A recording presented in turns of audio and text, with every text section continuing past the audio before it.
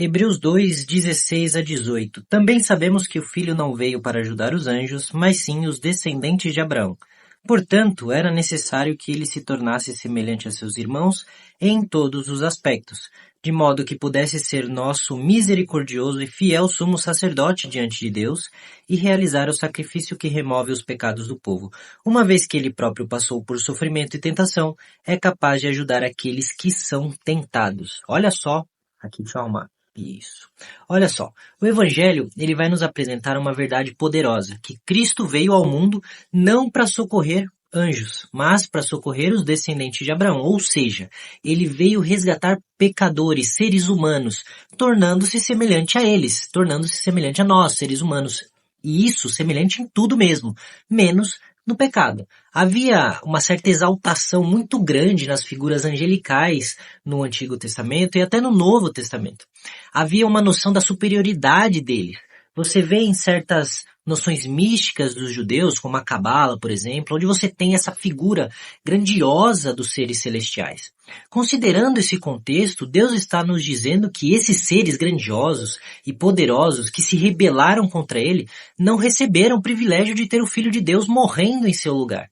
Nós, porém, nós recebemos isso, e nós recebemos muito mais do que isso. O autor aos Hebreus, que nós não sabemos quem é, ele vai destacar que Jesus precisa se tornar humano para cumprir um papel específico, que é o de ser o nosso sumo sacerdote, aquele sacerdote que dentre todos era o maior ou o principal, que oferecia o sacrifício pelo perdão de todo o povo uma vez por ano.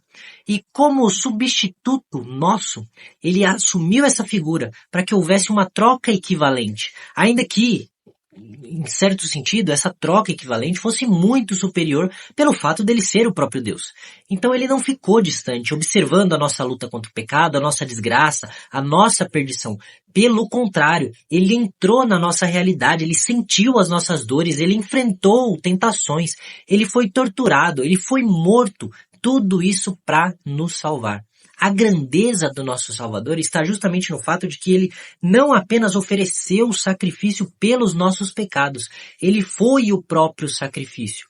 Como o maior dos sacerdotes, como o principal dos sacerdotes, ele misericordiosamente, ele se colocou diante de Deus para fazer a substituição pelos nossos pecados. Ele fez o que nós jamais poderíamos ter feito.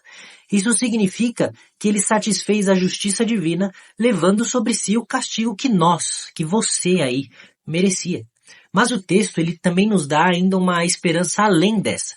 Jesus não apenas sofreu por nós, mas por ter sido tentado à nossa semelhança, ele também pode socorrer todos nós que somos tentados. Quando enfrentamos as nossas dificuldades, as nossas lutas, as nossas tentações, as nossas fraquezas na carne, sabemos que não estamos sozinhos. Temos um Salvador que nos entende, que sabe exatamente o que passamos e que tem o poder de nos sustentar.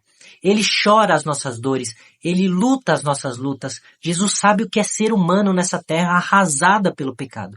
Diferente dos anjos, que nunca experimentaram a fraqueza humana e que mesmo assim são exaltados por certas culturas e religiões, Cristo conhece as nossas dores, porque ele viveu as nossas dores. Ele se importa porque ele passou, porque ele sabe o que é passar por essas dores. E ele nos socorre. A nossa confiança não está na nossa força, não está em anjos, mas está nele, que venceu todas as tentações e nos dá graça para permanecer firme.